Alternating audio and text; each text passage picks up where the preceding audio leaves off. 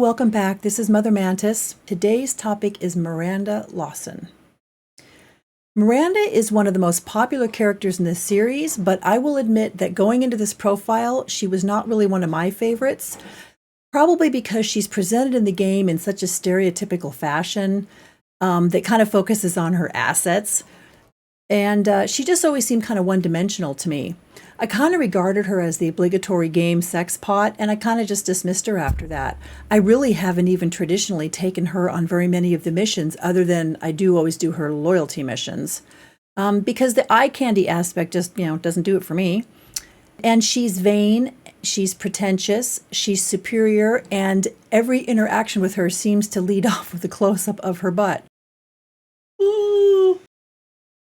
But as I was reading and lore diving in the run-up to Mass Effect Legendary launching, I really began to see another side of Miranda. And it's a much more compelling story of a woman who is both blessed and cursed by her physical makeup and who is deeply insecure about the legitimacy of her own achievements, but fearless in her convictions and loyalty to the people that she loves. The game serves Miranda up repeatedly as the obligatory femme fatale, but narratively speaking, Miranda never uses her looks in this way. She's a powerhouse who accomplishes everything with her brains, who just happens to also be beautiful.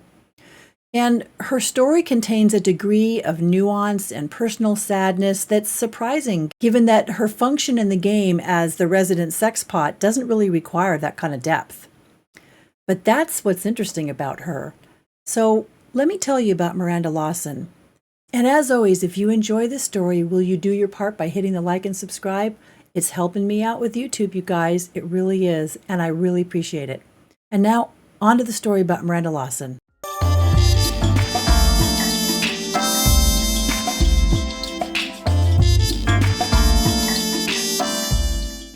For the purposes of this profile, I'm going to assume that Miranda is in a relationship with Shepard, and the reason I'm doing that is because, as with most characters, their story is best illustrated and best fleshed out when you see it through the context of a relationship. That's when they get the most interaction and the most development. So, while this is not a step-by-step on how to romance Miranda, the context of this profile assumes that you are romancing her so that I can give you the best rounded profile. Okay? Miranda is a human Cerberus officer. She's well-traveled, well-educated, loyal, wickedly smart, and has contacts extending from the Citadel political arenas throughout the Terminus systems to as far-flung as the Nemean Abyss.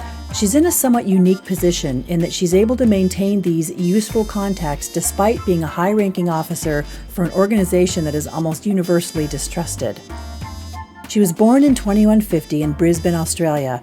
Her father, Henry Lawson, is extremely influential and wealthy and apparently has an ego the size of Mars because he decided that he wants no mother for his daughters, choosing instead to copy and modify his own genome and grow them in a test tube. He designed his daughters to be specimens of human perfection. You'll notice I'm saying daughters in the plural, and that's because Miranda's not his first or even his second daughter. She's just the first one that he considered perfect enough to keep. Everything from her intelligence, her health, her biotic abilities, her physical appearance, all designed by her father. She heals faster than other humans and probably will live half again as long. But for Miranda, her gifts were a burden while she was growing up. Her perfectionist father never showed any approval or pride for his daughter. He simply demanded more and more and better and better. He also imposed a very strict schedule on her. She was forbidden any friends or any social interaction. Her entire existence revolved around achieving perfection in all of her endeavors. The constant pressure to perform and the utter lack of love caused Miranda to run away from home as soon as she was old enough. She'd heard of the Humanity First organization Cerberus through business dealings her father had with them, and when contacted, the elusive man agreed to bring her on board and protect her from her father. Despite their past dealings with her father, Miranda basically agrees with Cerberus's desire to help humanity, so she manages to walk the fine line between working for an organization universally considered to be xenophobic and being considered xenophobic herself, because in fact Miranda is not xenophobic. She has a lot of respect for other species. but her abilities enable her to advance to become one of the few in the organization, much less the galaxy, that interact in person with the elusive man. She becomes, in effect, his top lieutenant. If Shepard converses with Miranda, eventually she'll admit that even though she's supposed to be perfect, she feels that everything she's done is merely the result of her father's genetic tailoring of her, not through her own actions. She'll tell Shepard that she believes the only thing she truly owns is the mistakes that she's made. Her time as a Cerberus operative placed her in contact with hundreds of people who are at the very top of their field: combat, science, political arena, etc. So very early on, she's developed working relationships with, among others, Liara Tassoni and Jacob Taylor. In her early days working with Cerberus, before she's introduced to the Mass Effect game world, Miranda was tipped off about a possible terrorist plot to assassinate a key political delegate. She recruited Jacob Taylor, and they investigated and uncovered a much larger conspiracy that involved wiping out the entire Citadel with a bioweapon, and she was instrumental in preventing that attack. The elusive man selects Miranda to be the head of the Lazarus cell and puts her in charge of the Lazarus project. Miranda then contacts Liara, who eventually agrees to procure and turn over Shepard's body to Miranda and the Lazarus Project. While Liara and Miranda come to a mutual understanding, Liara is by nature warm and kind, and thus she's somewhat repelled by Miranda's cold demeanor and calculating nature, a distaste that is amplified by Miranda's association with Cerberus. After Cerberus gains possession of Shepard's corpse, which I spoke about in my video about Liara, over the course of the next 2 years, Miranda oversees the implementation of Cerberus's extremely ambitious plans to bring Shepard back to life. When Shepard wakes for the first time, Miranda is the first person he sees briefly.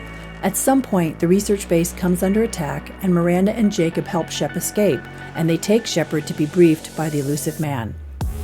Miranda becomes a permanent squad member when Shepard goes to the colony of Freedom's Progress.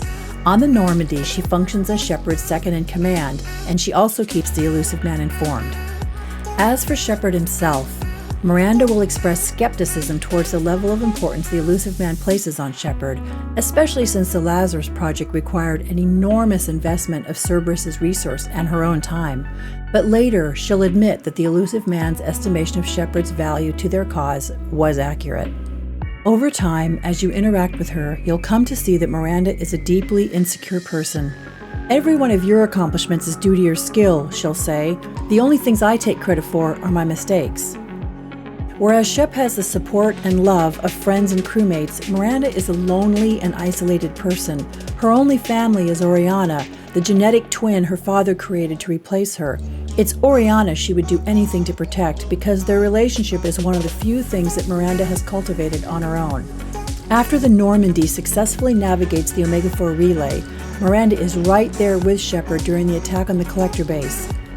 If, when the time comes, Miranda is on Shepard's team during the final battle inside the Collector base, and Shepard chooses to destroy the station, Miranda will defy the elusive man's order to stop the commander, telling the elusive man to consider her refusal as her resignation from Cerberus. But afterwards, she'll ask Shep for help, and she'll tell him about her sister Oriana. Miranda explains that the reason she joined Cerberus was to hide and protect Oriana as well as herself.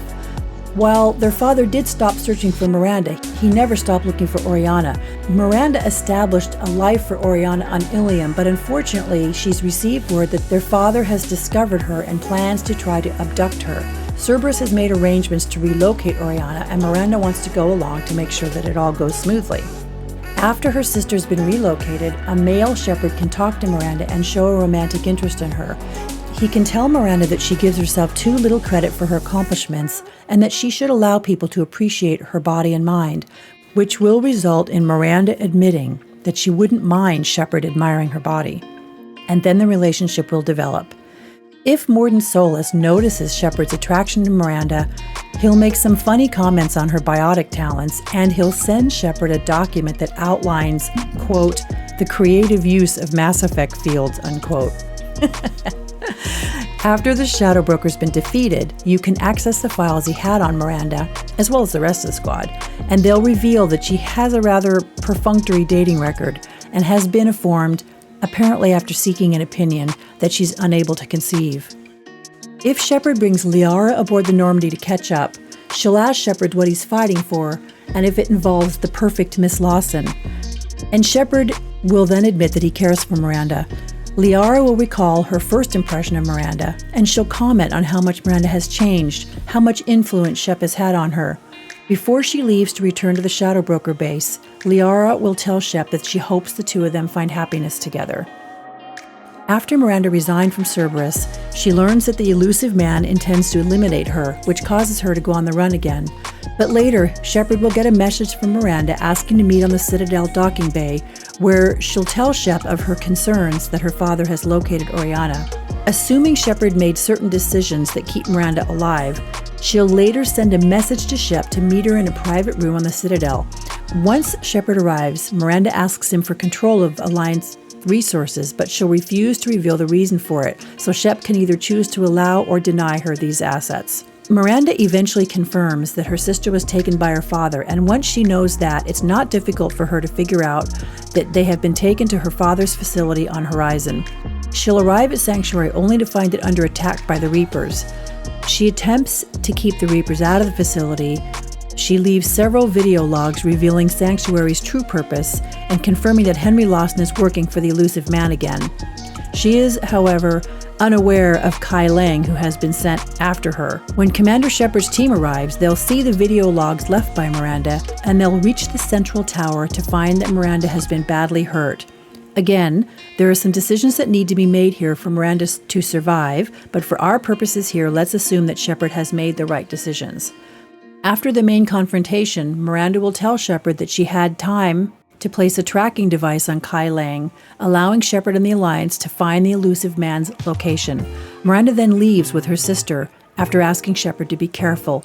She joins the war effort and provides anti-Cerberus intel to the Alliance, eventually earning the respect and admiration of the leaders of the Alliance. Miranda can be an invitee to Shepard's party on the Citadel as well. And at that party, there's a funny moment between Miranda and Jack. Both of them take turns insulting each other, with Miranda making references to Jack's lack of hair, bad manner, childish behavior, victim complex, and underdeveloped assets. Shepard can join in and joke about the sexual tension between the two powerful biotics who are very confident in their sexuality. And Jack and Miranda will both be completely nonplussed at this, and they'll order drinks in order to kind of recover from the moment. But a little while later, Miranda will tell Jack that Cerberus was wrong for what they did to her, and she'll admit that she admires Jack, to which Jack will respond by telling her she still hates her, but she's got fantastic tits, which Miranda finds amusing. Just before the crew returns to Normandy for the final battle, Miranda and Shepard will hold hands. Miranda will rest her head on Shepard's shoulder. She'll tell him she'll be waiting for him when he comes back and that she loves him. Shepard can then confirm his love for her and telling her that while he knows it will never be easy between them, he will always want her in his life. There, now don't you feel bad for focusing on nothing but her butt all this time?